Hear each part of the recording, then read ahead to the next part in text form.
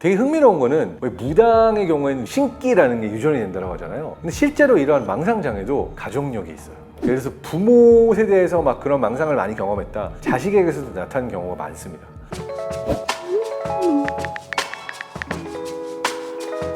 안녕하세요. 뇌과학 박사 장동선입니다. 뇌과학자도 귀신을 믿나요? 이 질문을 자주 받는데, 오늘은 귀신을 보는 사람의 뇌 안에서 일어나는 일들, 우리가 구술할 때 일어나는 일들, 이러한 것들을 한번 접근해 보도록 하겠습니다. 사실 제가 귀신 이야기를 생각보다 자주 봐야 돼요. 왜냐하면 제 아내가 정말 귀신 매니아입니다. 심야 괴담회 이거 엄청 좋아해서 꼭 보는 프로그램이고, 유튜브에서 고스트 헌터라든지 정말 귀신 나오는 집 쫓아다니면서 정말 귀신이 있나 막 측정하고 그런 콘텐츠를 진짜 좋아해요. 제 남편은 과학자인데 아내는 귀신을 좋아합니다. 물론 진짜로 있다고 믿는다라고는 하진 않아요. 재밌다는 거예요. 이 귀신 콘텐츠를 보는 아내의 마음을 이해해 보려고 귀신 콘텐츠를 좀 파봤어요. 자, 일단 인터뷰를 시도해봤어요. 귀신 콘텐츠를 엄청 좋아하는 아내에게. 근데 그걸 왜 보는 거야? 그걸 보고 나면은 어떤 마음이 들어요? 그랬더니 엄청 무섭고 두려운데, 저렇게 무서운 걸 보다 보면은 난 그래도 괜찮게 잘 살고 있구나, 이런 느낌이 들면서 지금 현재 여기 있는 나의 삶에 대해서 불안하거나 전전긍긍한 마음이 편안해진다는 거예요.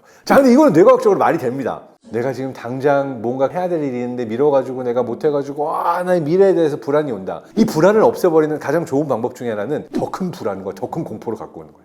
실제로 우리가 삶 속에 뭔가 작은 문제들이 있거나 무서운 게 있는데 귀신이 있대, 막 정말 무섭고 섬뜩한 일이 일어났대. 그걸 보는 동안에는 내 문제가 약간 하찮게 느껴질 수가 있는 거죠. 왜냐하면 이 공포와 불안 반응은 어차피 뇌에서는 다 편도체를 타고 이 변연계 시스템으로 나타나는 거예요. 귀신 이야기 때문에 내가 무섭건, 아니면 내가 뭔가 이거 지금 잘못해가지고 망할까봐 무섭건, 똑같은 뇌의 영역이 활성화가 되는 거니까, 이왕이면 내 잘못과 내 불안함을 덮기 제일 좋은 거는 딴 사람이 경험한 엄청난 일, 귀신, 진짜 귀신 막 이런 이야기를 듣다 보면 무섭고 두려운데, 나의 두려움을 잊어버리기 좋은 거죠.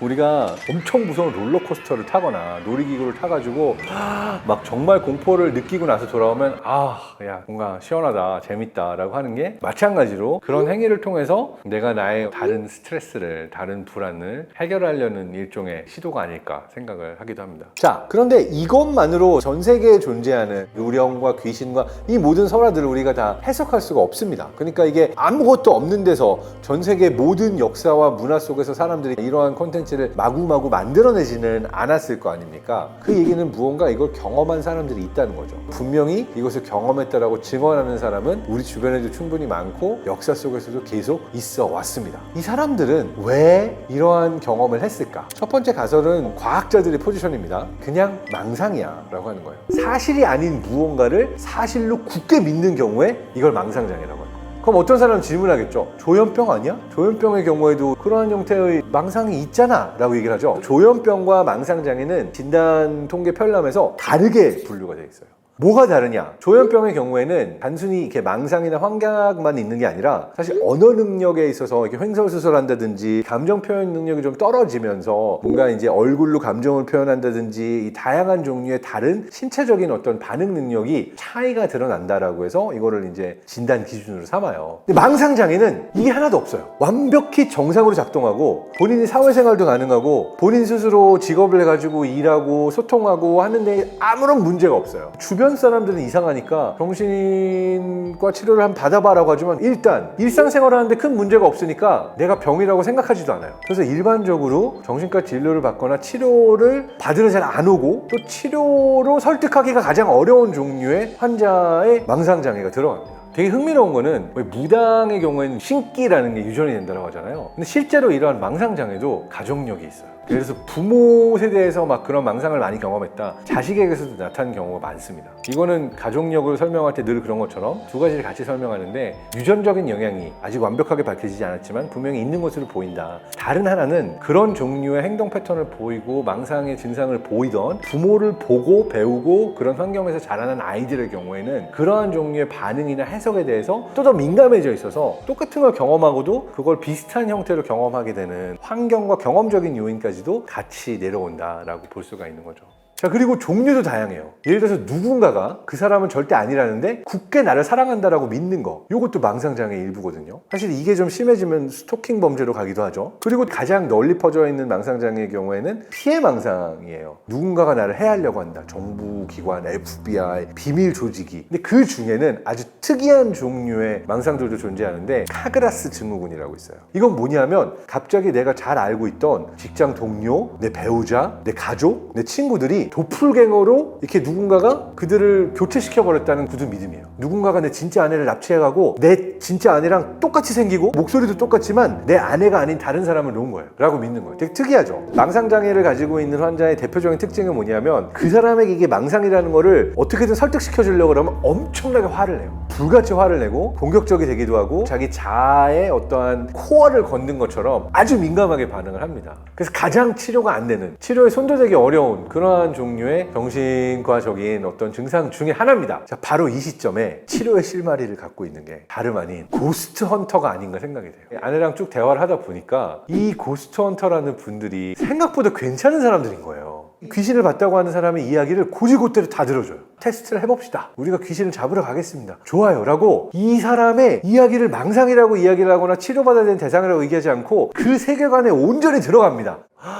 드디어 나의 세계관을 알아주고 내가 보는 귀신을 같이 볼 수 있는 사람이 나타난 거잖아요. 얼마나 좋아요. 그러니까 무당이나 법사나 이 고스트 헌터들은 이 사람에 대해서 굉장히 큰 신뢰감을 얻을 수가 있고 이 사람의 세계관 안으로 들어갈 수가 있는 거예요. 그래서 쭉 보면은 마지막 결론은 이 귀신을 물리치거나 잡아내거나 자, 이제 해결을 했으니까 이제 귀신이 다시 안 오게 하려면은 저기 정신과 가서 치료도 좀 받으시고 약도 먹고 이 본인이 지금 멘탈을 잡아야 됩니다. 이 본인이 멘탈을 잡지 않으면은 귀신이 또 와요! 라고 하면은 갑자기 이 사람이 말을 들어요. 순순히 가서 치료를 받아요. 그래서 요 콘텐츠를 보면서 생각을 좀 바꿨어요. 우리가 망상이라고 부르는 이런 경험을 하는 분들의 세상 안으로 걸어 들어가서 이들의 불안감을 완화시켜주고 스트레스를 없애주고 이야기를 들어주고 이들이 치료받을 수 있는 마음이 되도록 해주는 거잖아요. 실제로 세계보건기구 WHO에서 많은 종류의 어떠한 민간요법들에 대해서 이건 유사과학이고 안 됩니다 라고 못을 박질 않아요. 그러니까 물론 아주 해롭고 정말 인간에게 피해를 끼치는 종류의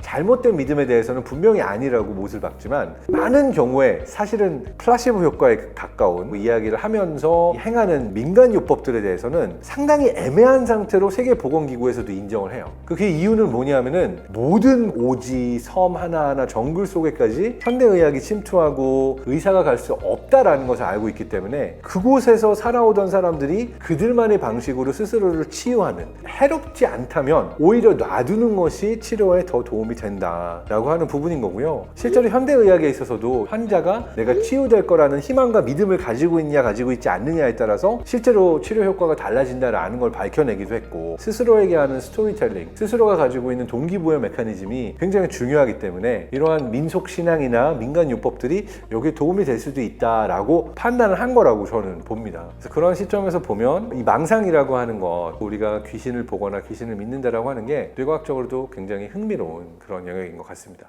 자, 참고로 여러분 이런 거 못 느끼셨어요? 요즘 유난히 음모론, 귀신, 무당, 굿, 온갖 종류의 많은 이야기들이 요즘 스멀스멀 막 올라오고 있어요. 유튜브에 많이 보입니다. 뉴스 기사도 보여요. 대체 왜 그럴까요? 자, 이것 역시도 뇌과학적으로 설명하면 사회가 점점 불안해지고 불확실해지고 우리 모두가 공통으로 가질 수 있는 어떤 믿음이나 그러한 체계들이 붕괴되어지는 과정에서는, 그러니까 모든 사람들의 이 불확실성으로 인해서 생겨난 불안감이 아주 높다라고 할 수가 있는 거죠. 그렇다면 그런 불안감을 낮춰줄 수 있는 거는 나의 편도체가 평소에 가지고 있었던 이 활성화 레벨을 넘어서는 충격적인 음모론이나 아니면 귀신 이야기를 믿는 것이 매력적인 옵션일 수가 있는 거고, 이러한 종류의 스토리텔링을 따라가다 보면은 그것이 또 묘하게 마음의 안정감을 주면서 나는 그래도 지금 괜찮네 라고 하는 종류의 느낌을 줄 수가 있어서 더 많은 사람들이 이런 거에 빠져들지 않는가라고 하는데요. 저는 개인적으로 그러한 소리를 믿기보다는 저희 채널을 보면서 뇌과학으로 마음을 안정시키는 것이 좋지 않을까 생각을 하긴 합니다만, 뇌과학보다 귀신 컨텐츠가 재밌긴 합니다. 다음 시간에 또 다른 재밌는 컨텐츠로 돌아오도록 하겠습니다. 여러분이 만약 진짜로 귀신을 봤다, 난 진짜로 귀신의 존재를 믿는다, 댓글로 남겨주시고요. 또 다른 분들은 열심히 댓글로 반론을 달아주세요.